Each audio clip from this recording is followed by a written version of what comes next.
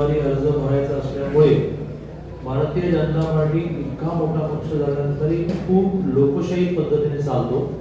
त्यामुळे local core कमिटीला तुम्हाला कोणती नावं वाटतात ती तुम्ही सुचवा असं माननीय प्रदेश अध्यक्षांनी म्हटलं आणि त्या नावावर दोघेच प्रदेश अध्यक्ष आणि महाराष्ट्राचे मुख्यमंत्री होते त्यांचे जे आम्ही सहकारी आहोत ज्याला आम्ही प्रदेशाची कोर कमिटी म्हणतो त्यांच्याशी चर्चा करून निर्णय करतात. त्याप्रमाणे तिथल्या नेतृत्वाने 6 नावं सुचवली होती.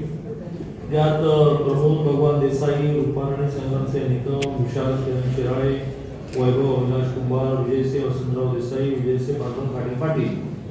तर त्यातलं आमच्या प्रामुख्याने 2 नेते राज्याचे अध्यक्ष रवीजी आणि आमच्या राज्याचे मुख्यमंत्री माननीय देवेंद्रजी त्यांनी आम्हा सगळ्यांशी चर्चा करून रुपाराणी संग्रामसिंह निकम हे नाव महापौरांसाठी फायनल करून मला घोषित करायचे अधिकार दिले.